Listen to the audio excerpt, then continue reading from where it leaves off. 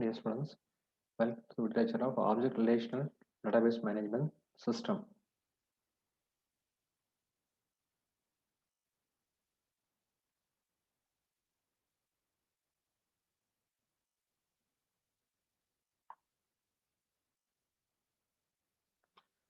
The main purpose in the object relational integration is defining the relationship between the table structure represented as a schema and the relational model and with the classes representing classes in the object model. In an object model, the counterpart to a table is a class or a classes. An object model counterpart to a table is a class or classes. It has a set of attributes, properties or data members. Object class describe behavior with the methods. So behavior described in the methods. A tuple row of the table contain data for a single entity that correlates to an object. So a tuple row of a table contains the data for a single entity that correlates to an object, instance of a class in an object-oriented system. In an object model, the counterpart to a table is a class or classes which have a set of attributes, properties or data members. Object class describe the behavior with the methods. So methods used to describe the behavior.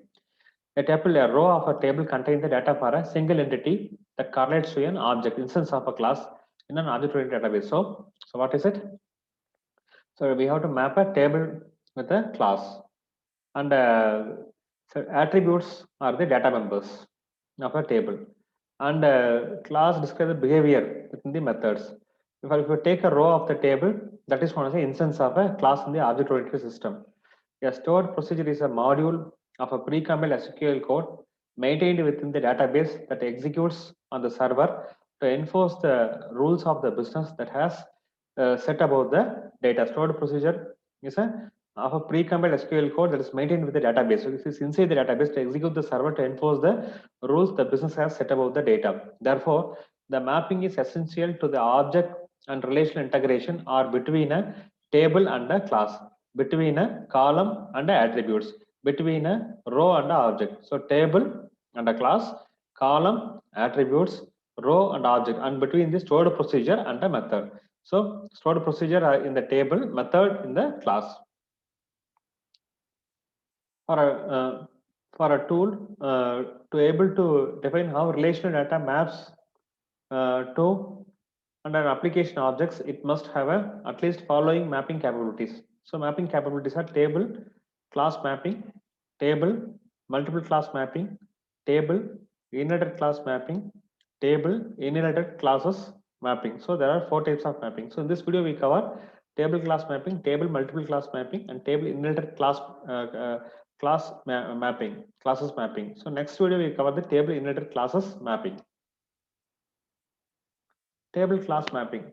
So table class mapping is a simple one-to-one mapping of a table to a class, and a mapping a columns in a table to a properties in a class. In this mapping, a single table is mapped to a single class. A single table is mapped to a single class. Each row in the table represents the object instance. Each row in the table represents the object instance. Each column in the table corresponds to a object attribute. It is more efficient to map only those columns for which the object model is required by the application. It's efficient to map only those columns for which the object model is required by the application. If we take it here, this is a table, car table. This is a car class. So these are attributes, or so we can say the column of the table: cost, color, make, and model. So they are become the attributes of the class. So the columns of the table become attributes of the class. This is known as a table and class mapping, table to class mapping, table multiple class mapping. So far we discussed table and single class mapping. Here we are going to discuss about the table and multi-class mapping. In the table multi-class mapping, a single table maps to multiple non-inheriting classes. Two or more distinct non-inheriting classes have properties that are mapped to the columns in a single table. At a runtime, a mapped table row is associated with the instance of the one class. At a runtime, a mapped table row is associated with the instance of the class based on the column value in a table. At the runtime, a mapped table row is accessed as an instance of one class. That means a particular row is of a table is an instance of a particular class based on the column value in the table. So see this example. Here we are having a person table which contains the column name, address, customer ID, and employee ID.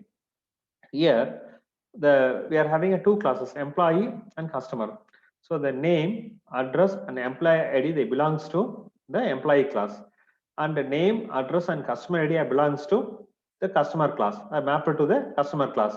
So this is known as a table multiple classes mapping. So the classes are known as a non-inherited classes. The classes are known as a non-inherited classes. Next, we are going to discuss table inherited class mapping. So table and the inherited class mapping is our next discussion.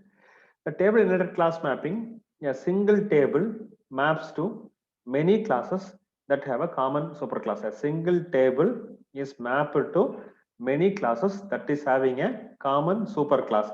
This mapping allows the user to specify the columns to be shared among the related classes. The mapping allows the user to specify the columns to shared among the related classes. The superclass may be an abstract class, or it may be instantiated class. If there is no instance are created for superclass, it is known as abstract. If the instance are created, class is known as instantiated class. Okay. See this example: person table which contain the column name, address, social security number, wage, and salary.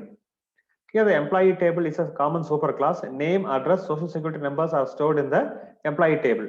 It is having two specialized classes: hourly employee and salaried employee. So hourly employee, the wages is the wages is stored as a hourly employee, and salaried employee, salary is stored in the salaried employee. So okay, they will have by inherit, they will inherit name, social security number, address from the employee class, and as well as it has its own attribute. So it is so common. Okay, employee class, super class, whatever employees, hourly employee, a salaried employee, name, social security number, and address are mandatory. That's why it is that's why it is in the super class. And subclass means, okay, the wage employee, they don't have a salary, so only they have only one property. They inherit name, social security address from the employee, and as well as they have additional one property, wages. Next one is salaried employee. Salaried employee inherit they will inherit name, social security address from the super class, and will have additional one attribute that is known as a salary. So instance of a salaried employee can be created for any row. If instance is created, this salaried employee can be created for any row in a person table. For any row in a person table, non and value of the salary column. So for instance of salary employee will be created for for any row in the person table that has a non-null value of the salaried column. Okay, if the person table which contains the non-null value, that means value in the salaried column, then the instance of a salaried employee can be created. If the salary is null, then the row is represented by the hourly employee instance. So if the salary is null, then it means the wage will have the value. That means the hourly employee instance will be created. If this is having a value, then the salary employee instance will be created. So that's it. So in this video, we discuss about the mapping. First one is table class mapping. That's why actually the columns are directly mapped to the attributes of a table. Second is table multiple class mapping. Okay, the attribute in the table are assigned to the multiple classes, multiple non-inherited classes.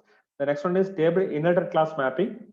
Okay, here the value are assigned to the superclass and subclasses. Okay, the columns are assigned to superclass and subclasses. Okay, this is a part one. Part two, we are going to discuss about the tables and inherited classes mapping. This is table inherited class mapping. Next, we are going to discuss about the next video, tables and inherited classes mapping.